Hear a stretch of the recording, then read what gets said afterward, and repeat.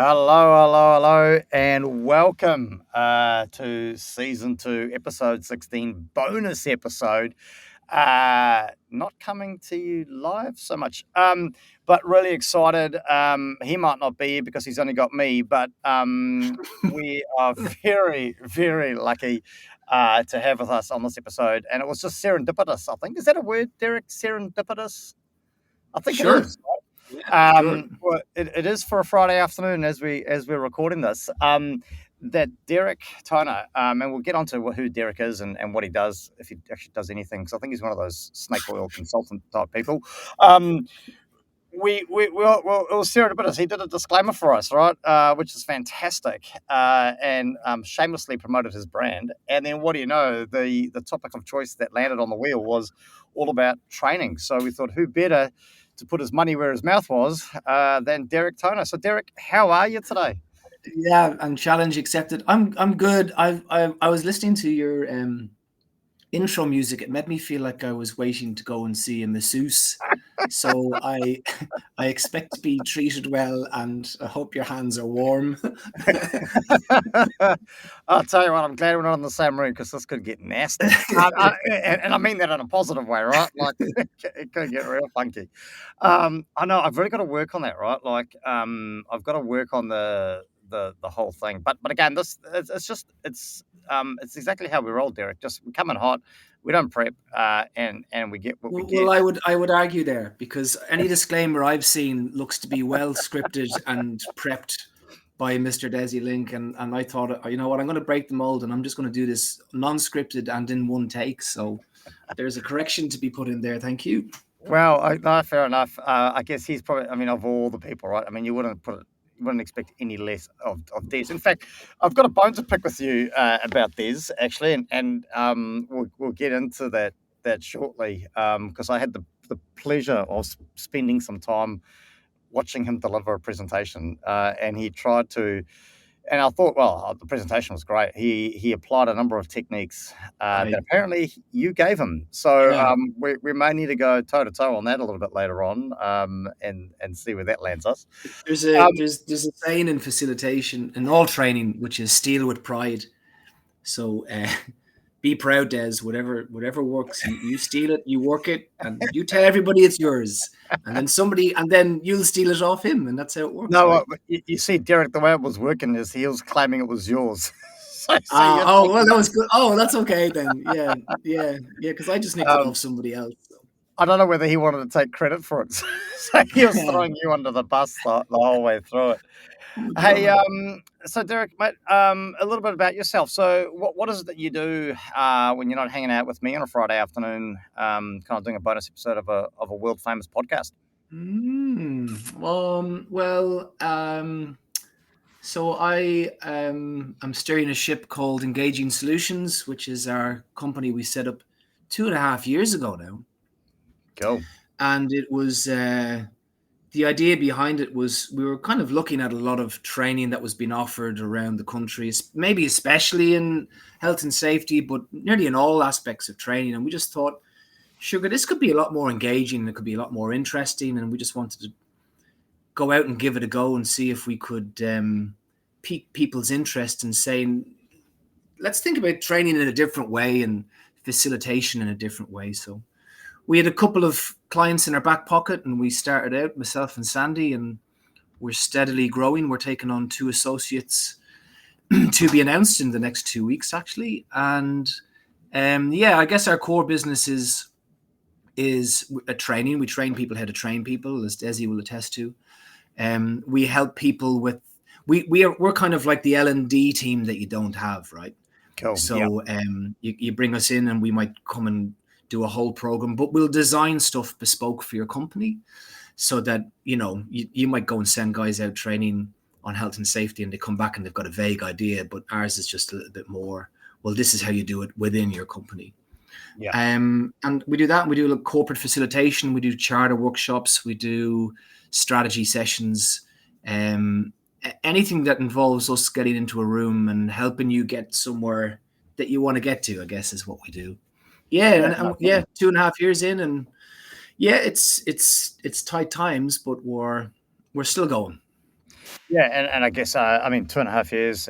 You no doubt got a number of all the feedback that I'm hearing from Des anyway. Not a lot of other people really, but Des is incredibly positive. So Well, you need to meet more people.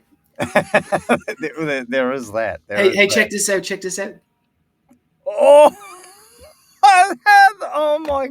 Hey, This is like just for you guys. Skiving on a oh. Friday. Skiving on a Friday. All I've got is you can't even see it. It should be filled with beer, but it's actually water. I thought, after that disclaimer, Derek, I don't know whether I'm flattered or insulted or violated. I'm trying to figure that one out. Well, they're your feelings, and that's only right. You know, acknowledge them. That's the first step, is to acknowledge them.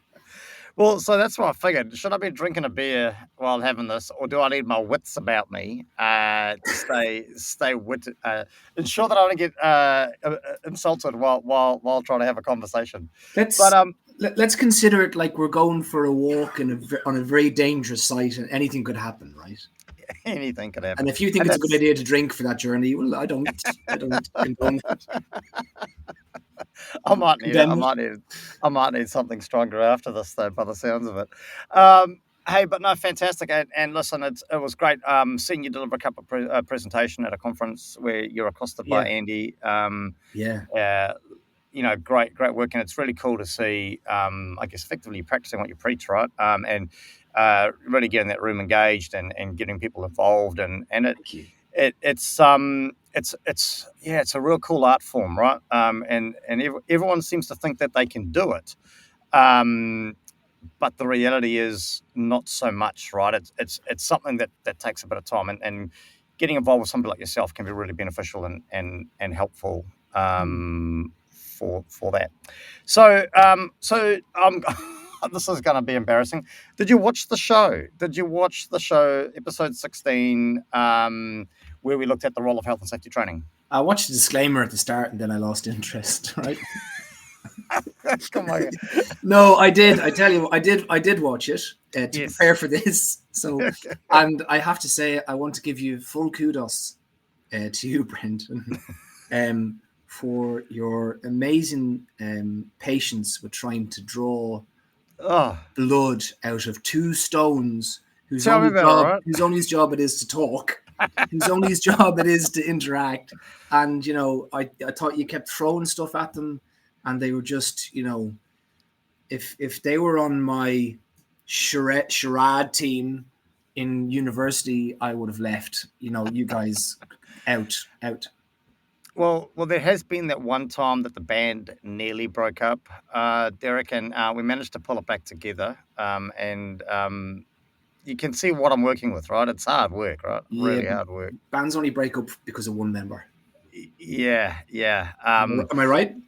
Well, that we're having that conversation at the moment about that very topic, and one member in particular maybe kind of trying to pull a solo career Yeah, without the rest of us knowing about yeah. it, but that's okay. What you guys We need is a manager. we do need a Need a good manager. manager, We a ruthless one.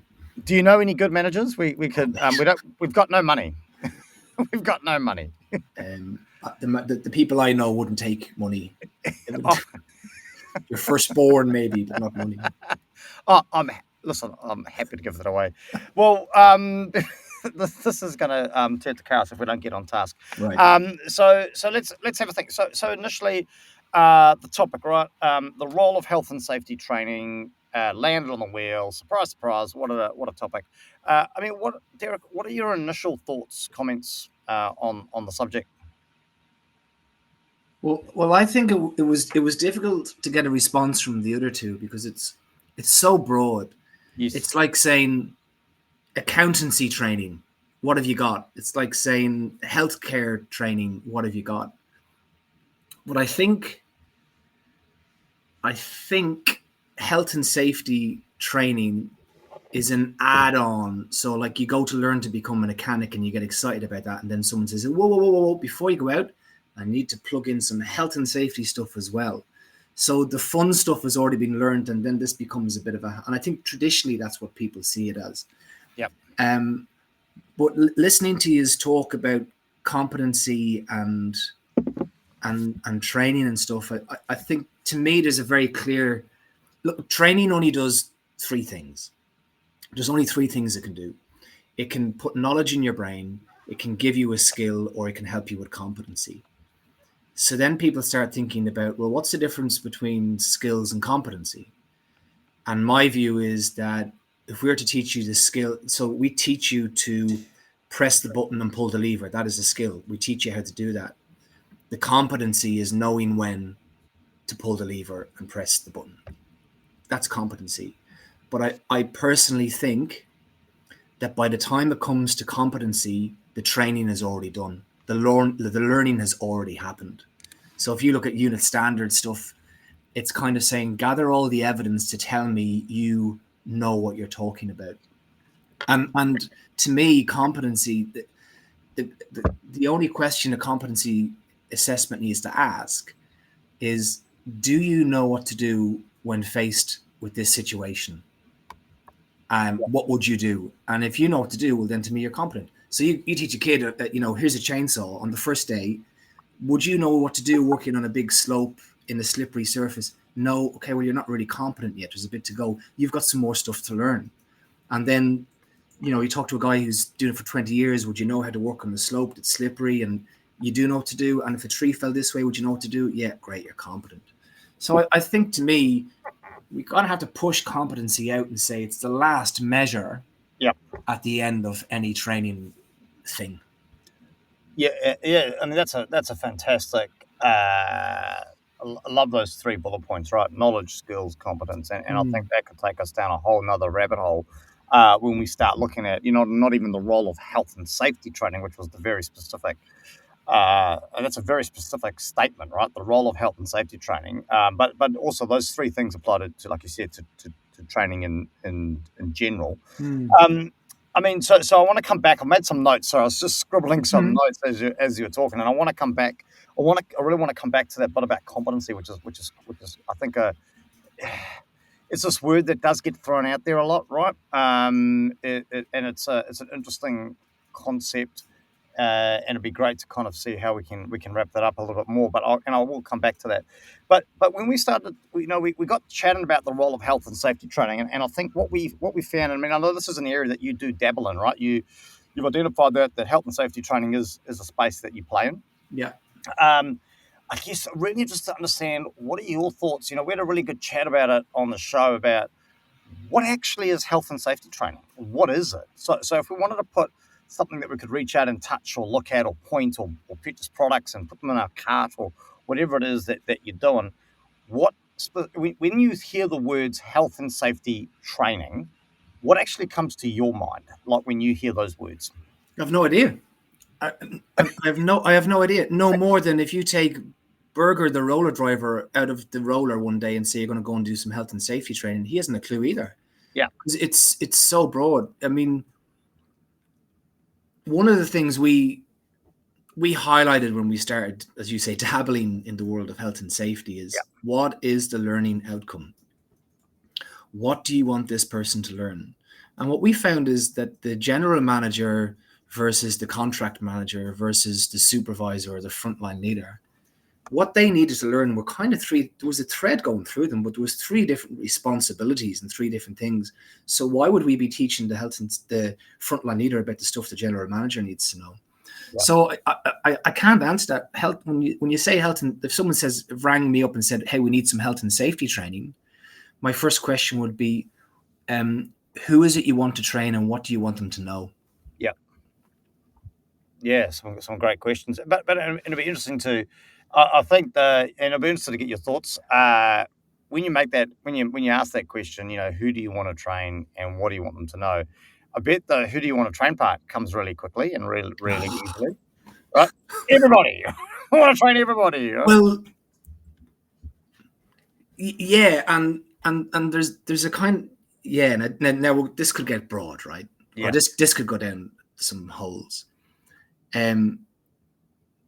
What we found and what we still find, and it's no fault of their own, is that we'll get a phone call from a senior management team or whatever, and you need to go and train the people. Yeah. Okay. What would you like us to train them on? You need to train them about it because they're not doing this and they're not doing that and the great stuff and blah blah blah. And then we kind of talk about, well, what training have you guys had? Do you guys need any training? No, we don't need any training. We don't know. We're all good over here. And there was this kind of myth that we're going around giving people little blue magic pills to say, take the pill, you're fixed, and away you go, right? Yeah. Can I quickly share a story with you? Yeah, go for it.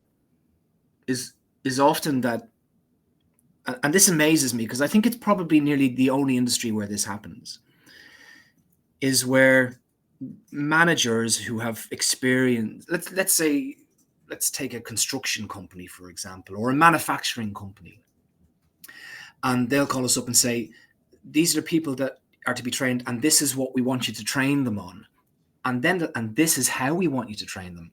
And that kind of baffles me a little bit. Like, you'd never go to a doctor and say, you need to go and do this training, and by the way, this is how you're going to do it. Yes. How would you have a clue, right? A quick example is we were working with a company, and maybe some of your listeners maybe work for this. I don't know. I have to be as vague as I can here. It's a pretty large company in New Zealand. Yeah. And we're chatting about one thing. We're doing a conference or something, and then we're just waiting on somebody to arrive, and somebody from the back of the room said, by the way, Derek, whilst we have you on the phone, we are quite concerned that we're going to run over somebody with a forklift on one of our sites because we've had a lot of near misses. This has been happening for 3 years. We've been trying to fix it, and we really need to tackle this because too many near misses, something's going to go wrong. So we're spitballing ideas, and I'm asking some questions, and then from the back of the corner of the room, somebody says, hey, Derek, just whatever happens, can you make sure whatever you develop that it's a 5-minute PowerPoint presentation that one of my managers can deliver? Oh. And my response was just, how's that been working for you so far, right? Yeah. And it was a bit of quiet, and that was a career limiting gig or a statement, yeah, to make. But, why would you ever dictate to anybody, and this is how you're going to do it? Probably a lot of conklin in that statement, but do you think it's got anything to do with, like, I'm just this is going to be embarrassing. I spent a little bit of time on McDonald's, right? And you go up to the counter now, right? And it's all about pick this, choose that, adjust that, organize that. Do you think it's a little bit about that? People have so much choice these days and have the ability to customize almost everything in their lives. They just assume that they can customize something especially. Yeah, that's a good point. One thing that we always talk about on our Power to Engage workshops is that, oh, hang on a second, Elvis is in the building. Elvis. I don't know if it's Elvis or Shane McGowan or Sid Vicious. I mean, it could be anybody. Should we pause to acknowledge this, or should we just ignore it? Just carry on, mate. Just carry on. He'll jump in and say a few words eventually. Yeah. Kia ora, Desi. Nice to see you. Working. Good afternoon, gentlemen. Good afternoon. Kia ora. I'm here. You can start the show now. Yeah. And that's a wrap. See you later. Grown-ups love choice, Brenton. Yeah. Grown-ups love choice. And not even at the top end of the scale where the manager's saying, can we have a bit of this and a bit of that and the other? By the time it gets into the classroom, you have to have choice there then for them to say, well, actually, because you got to teach people the way they want to learn. There's no point shoving something down a guy's throat if he's a visual learner and you're just, chatting. Yeah. And so I think the point you raise is there should be choice in how we educate. And there should be choice in how we learn. I'm going to kind of go down another little rabbit hole here and ask you this, though. Just going back to that little story you kind of gave there, do you also think, are you noticing a rise in this with the introduction of things, the prolific use of, say, Google and ChatGPT and the like? People go, this training thing can't be that hard. And figured that it's almost like the doctor story, right? They can self-diagnose. You don't actually need a doctor anymore, right? You just self-diagnose with Google. Do you think there's anything in it there at all? We haven't seen it yet, but, I'm waiting for someone to turn around and smack me with a thesis statement that they've pulled out of some chat that's, live streaming in their ear saying, ask them this question and let's catch the paddy out. Yeah. what we say about AI currently in our world is that it's a great tool, and we say AI generated, human verified. Yeah. So as long as there's a human at the end of that who kind of knows what to do with the information that's coming through, well, that's great. And have at it if you think you can solve your health and safety issues by doing that, cool. But we don't. If anybody's listening, they want to use AI to help them out, do it when things are working. Yeah, because that's the time to use it. It's like, don't call facilitators when things are bad. Call them when things are good. But you got that little blue pill, mate. You can. Yeah.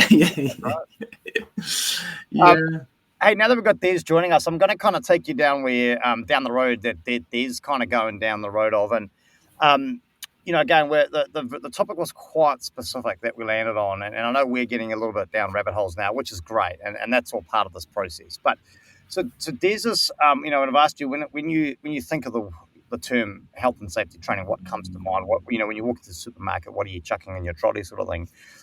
Des was quite focused on the fact that he felt when we talk about health and safety training, it's talking to people about how to use their manual, how to use their system, how to use their processes, whereby, the traditional training, which normally maybe falls in that basket, such as how to operate a forklift, that kind of stuff, was more learning how to do the work safely. I mean, any kind of, hopefully I haven't, it's great when Des wasn't here because I could have just said whatever I wanted. But now he can validate whether I've captured that right. But, what are your thoughts on that sort of statement, that health and safety training is really about how to use your management system that you may or may not have? I guess if you don't have it, you don't need training. But and the other aspects of what would generally be traditionally considered health and safety training, like working at height or forklift operation or use of an elevator work platform or all that kind of stuff, is more around how to do the work safely. A bit of tongue twister there, but yeah, your thoughts? So I don't know who you're asking that to. I'm asking that to you, Derek, because I thought you were asking Des. I was like waiting for his brilliant. I think that's a pretty fair representation of what I was saying last week. So, yeah, in on your thoughts, Derek. What do you reckon? Summarize that sentence again for me, because it was very long. Health and safety training is teaching people how to use their systems and processes, their manual effectively. That's one part of it. That's just 1/10 of it. Yep. The traditional health and safety, that most of us fall into the category of what is health and safety training. Most people would say, working at height, or the use of EWP, or attending a site safe course, or the like. We came to the rationalization that that's more learning how to work safely rather than health and safety training. So what's it going to look like in 10 years? I'm supposed to be asking you the questions, not you asking me the questions. Like, that's not how this show works, Derek. Did you not get the memo? Do you know why this episode is wrong? It's because we didn't have a disclaimer at the start. Well, after your last one, jeepers, I'm starting to wonder who's in charge here. My answer to that is, what will all of this look like in 10 years? And to answer that, I'll talk about something we did years and years ago, which was kind of around about 2016, when things were changing and we were all kind of caught up in this new thing called the ACT. And I remember doing a workshop. It was the first day back with about 300 people or something, and we broke them down to groups. And what we were trying to break down was the grumpy old guys that have been doing it this way forever, the people that were just in the industry 10 years, and the new kids. And we started talking about things like, and we put them all into these, like, get into your groups, and we talked about, wearing seatbelts. And the grumpy guys were like, so more seatbelts, more seatbelts, blah, blah, blah. And we're talking about it being a mandatory requirement. And then the people that have been there in 10 years, like, it's a pretty good idea. But the kids were like, nah, I'm wearing a seatbelt. That's it. End of. Like, if you think I'm going to go to your company and die, screw you. I'm not having that. So my answer to your question is, as that next generation XYZ come through it, they're going to be nearly demanding the safety is part of their training. Because back in years ago, before health and safety was a thing, it was cool to work beside a trench because it was a little bit risky. It was a little bit dangerous, and that's what separated us from everybody else. What do you do for a living? I'm a postman. Man, we work with these huge things. If this goes wrong, it goes really wrong. Like, look at Matey over there. He's only got one arm and half an eyeball. You know, they were badges nearly, right? But the kids coming through are just like, I'm not losing an arm for you. No way. So I think it will change Yep. that as you're teaching people to do stuff, the safety component will just be, and we do this, and it's part of the job. Yeah, and that's fantastic because I'm on a bit of a high horse about abolishing health and safety, and I think just forming it as part of this is how we operate, right? Yeah. My worry is you put things on a pedestal like health and safety, and in particular, you get even more pedestalized and go health and safety training. When things like we've acknowledged right now, times are tough out there. We're kind of on that cusp of things are getting quiet, things are picking up. We start knocking off things to try to save the bottom line if we need to and keep jobs. And if something's considered specialized or special or different, we tend to let those things go, and that's my worry. So really great to get your insight there. I just want to take us back before Des joined us. You spoke about training does three things.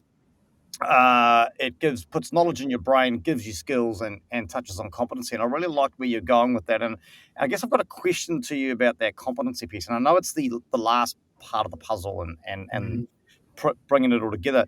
But based on some of those examples you used, like using a chainsaw on a steep slope in the rain versus on a flat ground, I guess really interested on your thoughts around competency being specific to the environment or the situation that you operate in, right? So somebody that's a competent elevated work platform operator, for example, operating inside of a building in a very controlled environment versus a elevated work platform operator that operates maybe outside all day. Competency different in those things, or once you're competent, you're competent. I mean, how broad a scope is the word competent? All of it. So what you're saying is we should have pilots that can only fly in certain weather, and if it's different weather, well, then they kind of land. Well, I guess that's where I'm going, right? I mean, so does that make me an EW? Like if I'm the operator that operates inside the building all the time, I've never gone outside. Does that make me a competent EWP operator? Or if I'm an EWP operator that's only ever operated outside, am I a competent EWP operator? Who would you employ? Who do I employ? The guy that can only do inside, or the guy who can do inside and outside? Well, I suppose it would depend on the task, right? I disagree. I disagree because working with another company whose name will not be mentioned on the show. Yeah, we were talking about drain layers and how hard it was to get helmets on the drain layers. Yes, and the drain layers would only wear helmets whenever they were near the machines and never another time. And they're like, how do we fix that? I said, well, it's a conversation we have with the drain layers because we're subcontractors, and say, hey, there's 10,000 drain layer companies out there, and you guys are pretty good. But what you're saying is you don't want to be the best. You don't want to wear your helmets at all times and be safe at all times and be employable by any client in the country. What you're saying is we only want to wear them over here. And if that employer wants us to wear them and we're walking around, well, that's not our gig. So to me, that's where that falls into. So why not strive to be the best? So if you're going to be an EWP operator, be the best EWP operator that you can be in all environments, and you'll always have a job. Yeah, great. And wow, words of wisdom. Who would have thought? No, and that's great, and that comes back to, I guess, what I'm getting out of that, and it'll be interesting to see if any of what our listeners are getting out of this. And I'll jump over to Des for his thoughts. I would think half your listeners are like, if they've just tuned in, they're like, why are the guys interviewing a brought back to life Shane McGowan? Or why is Des entering a Father Ted lookalike competition? Well, we'll go over to him for his opinion on that shortly. But really interesting how what I liked, and this is what I think I worry about we talked about the generations coming through, is people not taking responsibility for themselves, right? But where I liked what was going on there is, why not be the best EWP operator you can be, which does actually put some onus back on the operator, right? To go out there and be the best they can be, to be the most employable. And you can apply that context, as you did in your story, to a company situation. I mean, Des, what are your thoughts on that? Father Ted's a very handsome man. I wasn't suggesting otherwise. Just you don't find him often on podcast at 4:00 on Friday talking about safety. I don't know. I don't quite know how to answer that question. On your earlier question, Brent, about competence, does it change from circumstance to circumstance? I think, to me, the obvious answer is yes. And I say yes because I might be competent to drive a vehicle today. Tomorrow, I might be on opiate painkillers and not be competent to drive a vehicle. And that will be influenced by fatigue, what's going on at home, my state of mind, my physical fitness. All of those things will render me either competent or not competent. And I guess that's what I was kind of. Maybe my example wasn't great. No, that makes. But you got to get to competency first before you spring back into those scenarios. So how can you say, or at what point, Derek, would you say that someone's competent? How do you know? When you know what to do in a certain situation. So even to that point where you're saying, I might not be competent to drive the car today, if you've got the competency to understand you're not competent, well, then you're competent. So how do you know that in someone else, though? How can you say this trainee that I've got? Yeah, they're competent. Because it's, well, how do you assess a doctor that you to say at one stage, I will now leave that doctor alone?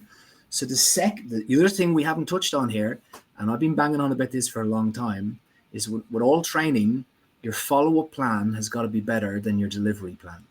So if you want to be testing for that competency, it's not just on the day and filling out. Doctors don't just come up and take an appendix out and somebody goes, you're competent. They're still being mentored even after they're trained to make sure that they're keeping up those competent skills, I would argue. And Derek, to be fair, I think I'd support you wholeheartedly on that. I often say, and it's a little bit probably not quite in a disrespectful way, but the training's almost the easy part, right? The giving the passing over the knowledge is the easy part, because no matter how you could go into a room and deliver the most engaging training that you could. The difficult part comes afterwards. The part comes in the senior leadership or the managers or the other people that attended that training, holding those other people to account to some extent, right? To 100%. To make sure that they're applying the training. That's the hard part, right?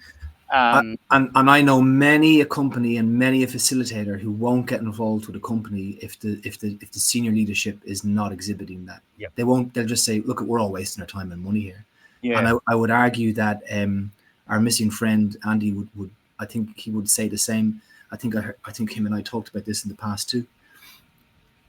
Yeah, and because the reality is that bit afterwards, you might turn up and deliver a full-on engaging workshop for a day, right? Like 8 hours. Yep, there's a whole lot of work that you've put into that, leading up to that, and prep and the like. But then that follow-up piece that goes on for years, right? Days, weeks, months, years beyond that, and it definitely drives into it. What's your thoughts on that, Des? I agree. I think there's some people in the industry that try and assert that an online multi-choice assessment is a competency assessment, and I have a hard time with that. I think competency can only be identified by a human that knows what they're looking at. Well, don't forget that the computer is only doing what the human told it to do. Wow, that's deep. So the competency assessment that the human designed could have little ways in there to figure out and see. But I think when we think about online e-learning or tick boxing, we think of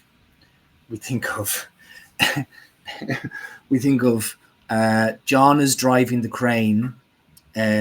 What's the worst thing that could happen? The crane could fall over.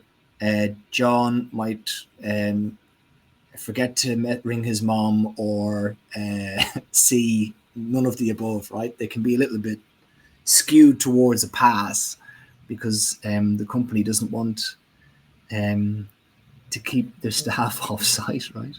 So, Yeah, and I guess that same theory though applies to face training, doesn't it? In how you take people on their journey, you can skew it any which way you want, and in the same way you could skew software. and again, it comes back to our point, about sometimes operations dictate the learning, to try and get it pushed out pretty quickly. You'll all know about inductions. Yeah, don't get me started. Please get started. That's why we're here. I can't. We might have to do a follow-up episode to this bonus episode. It's a bonus episode 16.2.2. Because like you said, I think you nailed it. You nailed it early on, right? It's such a broad topic, so difficult to nail down, and I think we've done a great job trying to pull something out of the hat for a 30-minute slot. So to kind of start wrapping us up there, let's go to Des first. Des, I mean, you've had a bit of time to digest. You've had a week effectively to digest the last week's show. Any further thoughts from you to wrap up this episode on the role of health and safety training? Yeah, there is one, and Derek raised a fantastic hypothetical about what safety training might look like in 10 years, and it made me think of other circumstances where times have changed. Like a long time ago, people had a hard time wearing high vis, and now it's absolutely standard. You feel naked without it on site. Yep. And I've noticed it in another context, not the training context, but the thought of starting to construct a building without a construction contract is unimaginable. Yet the thought of starting it without a safety plan in place is pretty common. Yeah. And I just wonder if in 10 years that mindset will change too, and it'll become unimaginable to start building something without a safety plan. Do you think things have changed because of consequence? Like, I don't have a safety plan, but nothing happens, so the next time I do it, it's not a big deal. Do you think things have changed because we kind of all went, oh, yeah, seen a guy got run over there, probably should wear a high vis vest, or what's caused that? I don't think it's the threat of punishment that's done it. I think it's just the only thing I can put it down to, and there's far more qualified people to answer this question than me, but it's just getting rid of that old mindset and bringing in a new one. And I think in some cases the old mindset dies hard, and we're experiencing that now. It does, but I think Derek's raised a valid point though, right? Like, does there need to, and I get, or maybe it's more of a question than a point.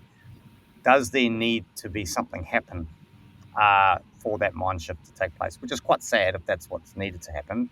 If people can't have the foresight to make that mindset shift before something happens, but is that what they're waiting for? Are they literally waiting for something to happen to go, well, actually, maybe I should be doing that? Which could be a whole nother conversation. Well, is there a group out there of health and safety advisors and professionals? Are they just waiting for I told you so, you should listen to me? Is there a bit of that? I'm going to be honest. Half the time that's my life, right?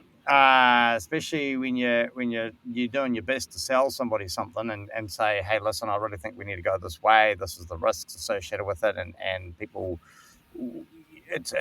people willingly go. They don't have to. It's not about following everything that you say, but people don't want to take the advice on. They don't want to look at it. They'll prioritize other things over that advice. Yeah, well, there's nothing happening, and I do wonder if that's our society, that we need that event, we need that catalyst, we need that.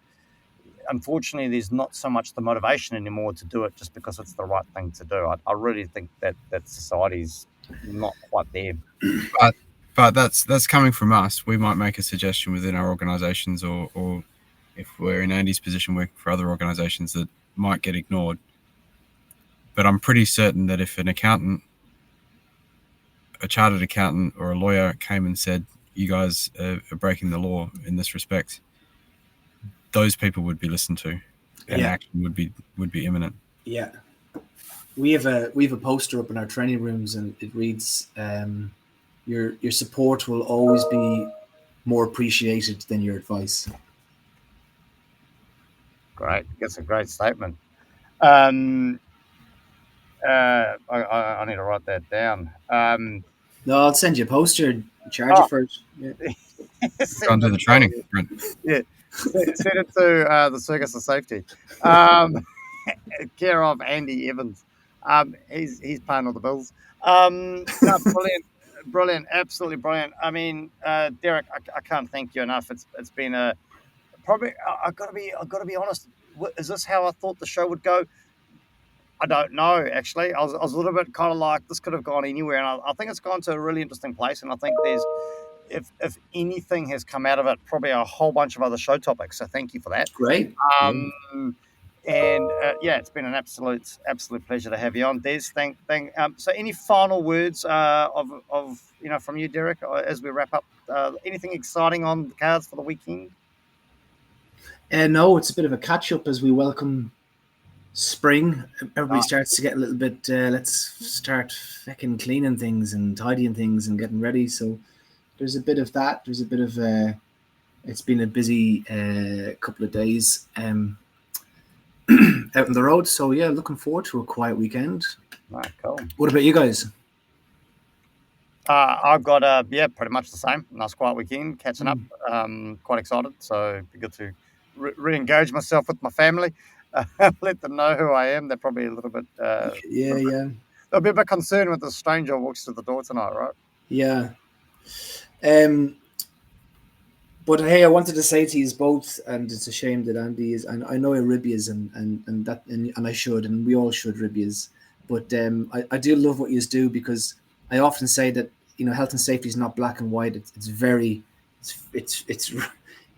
It's a big spectrum of color, and it's these things that help us figure that out. So keep doing it, keep spinning your wheels, and keep ripping the mick out of each other and the industry and everybody that comes on board. And you just don't give me half enough crap, I'll be honest with you. Oh, listen, I'll tell you what, you're going to be lining up for the next few months, mate. I've now got enough material on you that I can ring you out. I'm ready. I'm ready. Do you know what I was going to do, actually? Instead of this, I was just going to get a post-it note and write engaging solutions on this.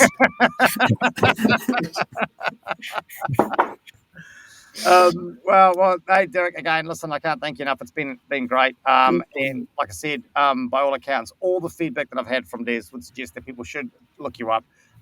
They should get on your workshops. And, based on what I saw Des deliver, the results were phenomenal. Right. All are welcome. So, yeah, take care. It's been a blast. And, we no doubt will catch you all soon. Awesome. Thank you very much. Thank you.